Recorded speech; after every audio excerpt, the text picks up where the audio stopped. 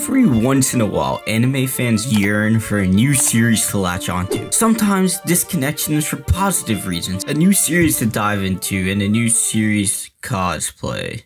Unfortunately, this is a common side effect. New series to beef with people on Twitter and define as the new peak, or the best and absolute pinnacle reason as to why mangakas create manga in the first place. A new series to hate on. Now, Black Clover and My Hero really did fill this void for a while, but honestly it got old and My Hero and Black Clover started releasing insane chapters with great plot twists and honestly superb art. This was an issue. With nowhere to go and nowhere to hate on and feed off of, what were they to do but hate on Naruto Pain? No, that got old. Hate on One Piece for being too long? No, that's overdone. Hate on Bleach for getting cancelled? Okay, this produced some great results. But then came the Messiah, the real king of memes, Boruto. And Boruto has sated these fans for 5 years, being a monthly release, as well as having horrible art. The anime releasing YouTube level animation, nerfing your main characters to the point of circusry. Is this a word? But unfortunately, Boruto is still monthly and the anime is already on break and Boruto is kinda starting to get it together. Okay, this was last week, but there seems to be a new king, something new to latch onto,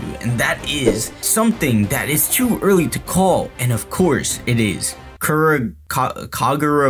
Kagurabachi has been taking over Twitter and Instagram and seems to be the new manga to obsess with only one chapter out right now and already generating memes on memes on memes. Is it trying too hard? Is it actually good? Or is it too early to call? Well, let's get into it. Now, after reading the first chapter, I feel like the first thing to talk about is the setting, right? That's what they taught us in fucking English. Just explain the setting first, and yeah, I might just be an idiot because I have no idea what it is, because it starts off in a blacksmith forge creating katanas, but then it's also clearly modern with people in suits and they're on a train. So yeah, hey, Boruto does the same thing, so who cares? But it actually starts off with a kid and his dad who's a master swordsman, and he's telling him the secrets of the sword and the katana, and his dad was this uber duper super swordsmith. His dad is the Jiraiya Yami character build, and this kid hasn't really shown much yet. But man, you gotta hear this. I don't know if this is a translation thing, but there was a scene where they're chilling, making swords, and this kid thinks to himself, right now, dad's in serious mode. Okay, like come on, that's pretty goofy. There's also this scene where they do this overly profound symbolism with this goldfish, and they're like, dad's the one who brought these little guys here. Okay, so it's definitely trying to be a blend of comedy and actually serious, but essentially you learn at this point that his dad has created enough swords to supply a war, and in a way is responsible for the deaths of many people, which in all honesty is pretty heavy and does make sense the gravity of what they're doing.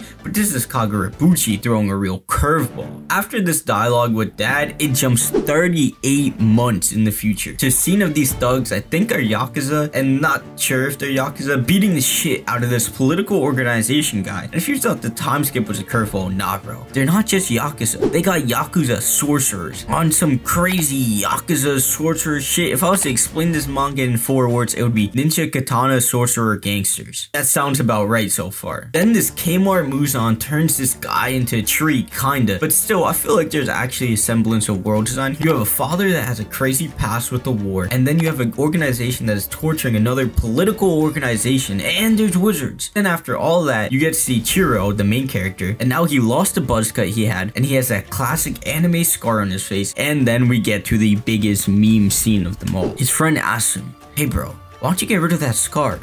And he's like, every morning I wake up and look in the mirror, so every day I start the morning with fresh hatred.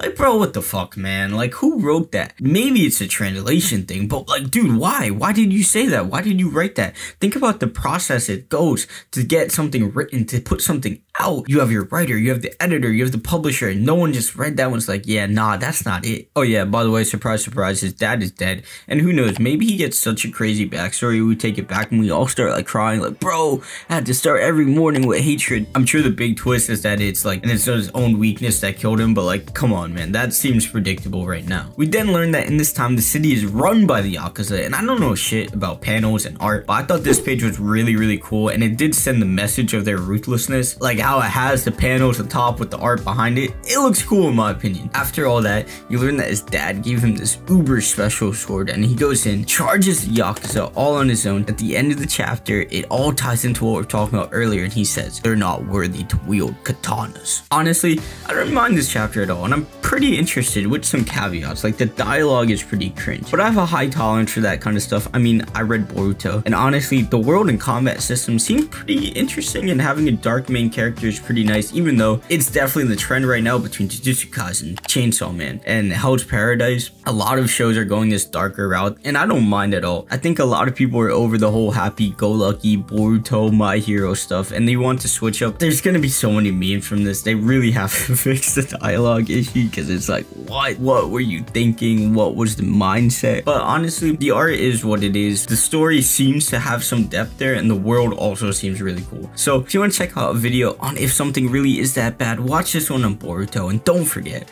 we're just getting started, we're gonna stay consistent, and I'll see you in the next video.